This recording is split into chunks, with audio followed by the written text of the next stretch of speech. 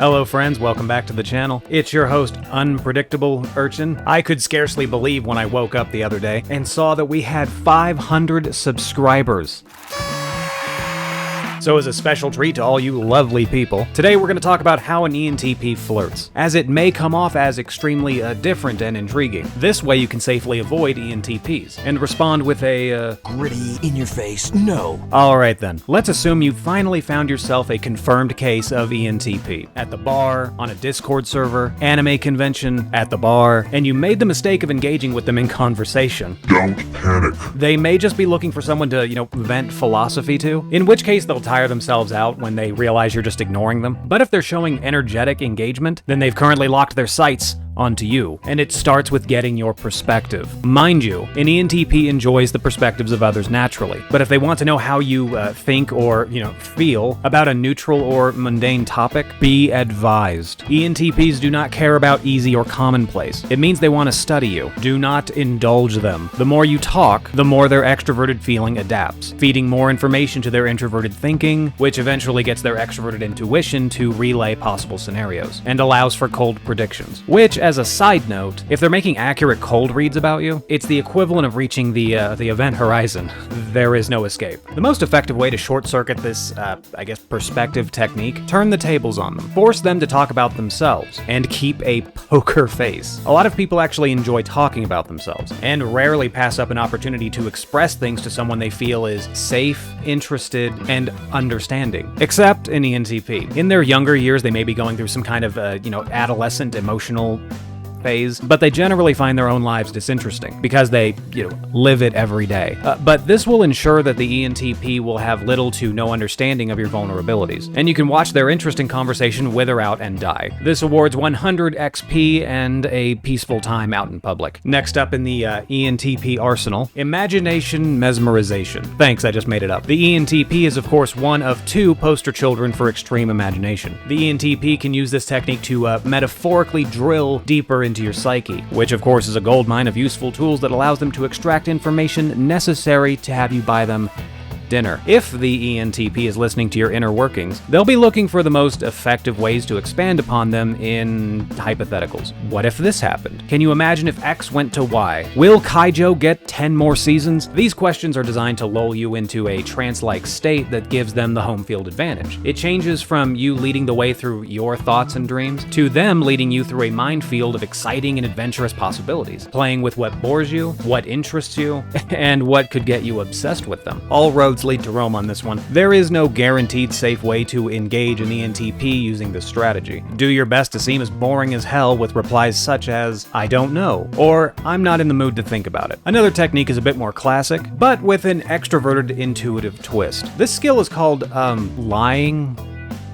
The ENTP will come up with, on the spot, compliments about your appearance, hand gestures, tone of voice, or clothes that you've never, ever heard before. And neither have they. I once told a young woman that she held her wine glass in the exact same way as a noblewoman in a painting at an art gallery, and insinuated she was most likely from royal ancestry, and inherited the grace and sophistication of queenly genetics. That was bullshit.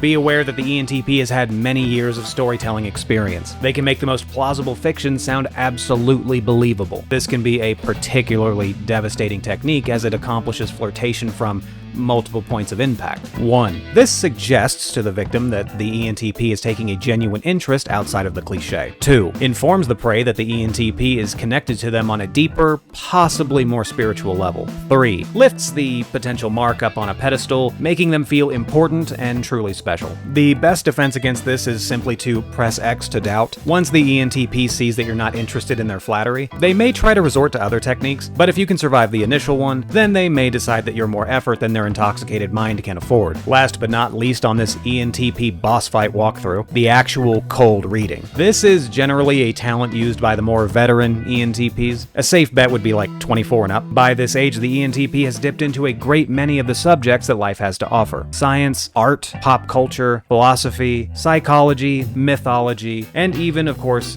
some manner of history. This can make them a rather intimidating monster to have conversations with, but the one skill that makes them truly a force of charisma, is the infamous cold read. Everything you say and do will be analyzed, cross-referenced, distilled into plausibility, and finally, tested in ways so subtle that it's extremely unlikely you'll even notice it's happening. Jesus Christ, Hare, I fucking hate you so much. Anything from your choice of attire in that particular venue, to the drinks you order, your body language and eye movements, even your choice of profile name and picture. All of these things are taken into account and are used to make generalizations about your personality. The more experienced they are, the more accurate their predictions become, gradually narrowing in, to the point where they're making correct assumptions about the number of pets you own, to whether or not you grew up in a single-parent household. This is the proverbial critical strike of the ENTP. It catches the person off guard, giving them a sense of being understood, as if fate itself brought you two together in that corner booth sharing a sampler platter at the Red Robin. Just letting you know, that may not be the case. There is realistically no defense against this technique. They're not lying, they're not making up stories, they're genuinely placing their attention squarely